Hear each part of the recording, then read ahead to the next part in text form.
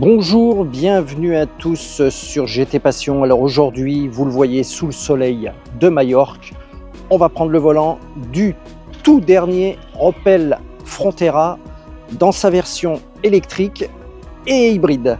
Allez, c'est parti. Alors nous voilà en présence du nouvel Opel Frontera qui vient se positionner entre le Mokka et l'Opel Grandland et qui vient remplacer l'Opel Crossland.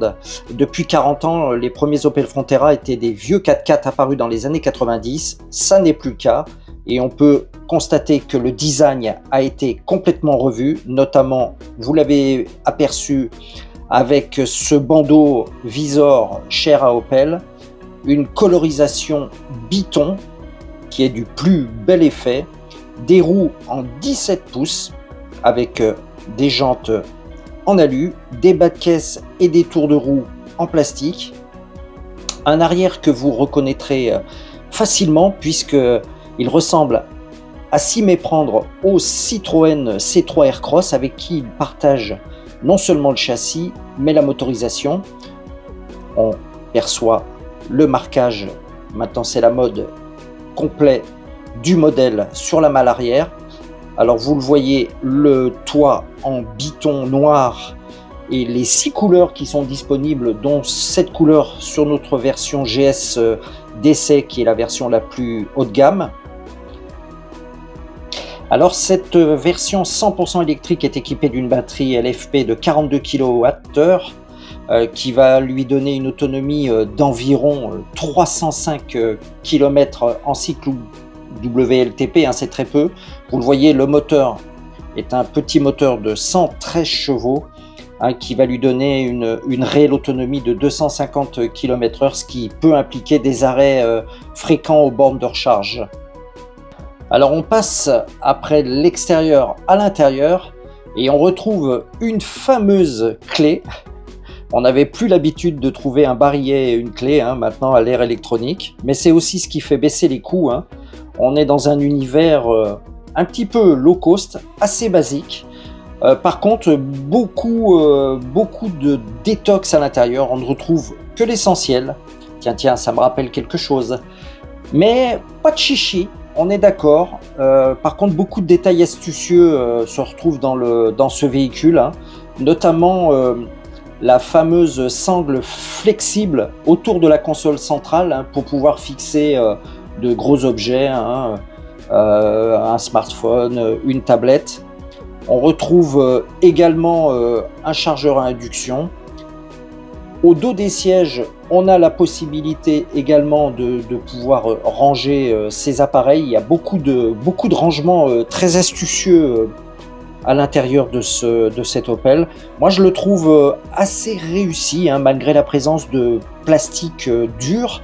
On trouve quand même ces petites teintes d'alu poli avec les tissus. On a des écrans 10 pouces qui intègrent la navigation et qui est compatible avec Android Auto et Apple CarPlay en version sans fil. L'écran derrière le volant, lui, n'a le droit qu'à une petite instrumentation. Malheureusement, on a pu constater que l'interface est un peu dépassée. On déplore l'absence de données de consommation. Il n'y a pas l'heure qui s'affiche. Voilà, tous des petits éléments qui vont devoir être mis à jour par Opel avant la commercialisation définitive de ces modèles qui, je vous rappelle, sont des modèles de pré-série que nous essayons. Sinon, à part cela, l'intérieur, vous le voyez, ne fait apparaître que l'essentiel. Moi, j'aime beaucoup ce petit volant. Alors, on pourra regretter que sur cette version électrique, on n'ait pas ce qui fait la force de ce Frontera en version hybride, c'est-à-dire les 7 places. Puisque vous avez une 3e rangée de sièges qui vient sur l'Opel Frontera hybride se caler à l'arrière de la 2e rangée, ce qui n'est absolument pas possible ici avec cette version 100% électrique, du fait de la présence des batteries qui incombent et qui prennent quand même énormément de place.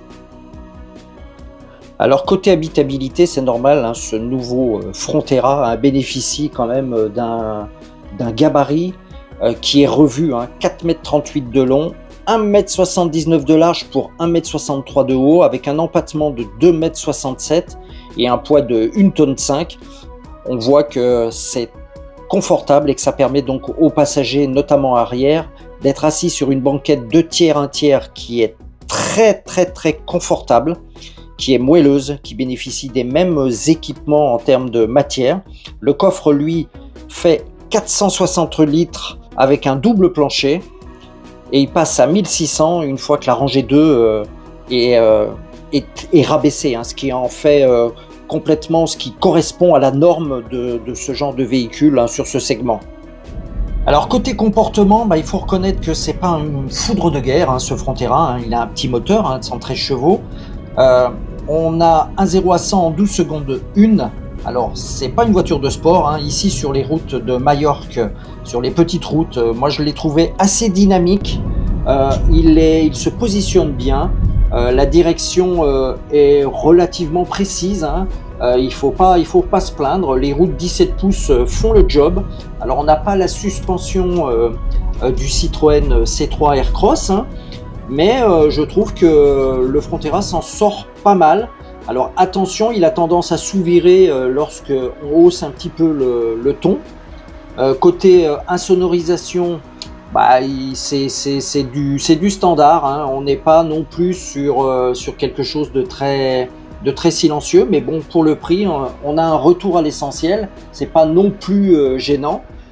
On a les aides à la conduite, qui sont maintenant obligatoires, mais qu'on a la possibilité de pouvoir rapidement baisser. Non, moi je trouve qu'il se comporte pas mal du tout, hein, pour le prix, c'est pas si mal que ça.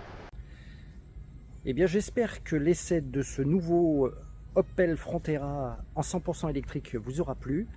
Vous le voyez derrière moi, le Frontera hybride fera l'objet d'un autre essai, peut-être aussi avec la tente de toit que vous voyez dessus, hein, puisque effectivement il supporte une charge de plus de 280 kg. Donc ça sera pour une prochaine fois. Alors n'hésitez pas à vous abonner.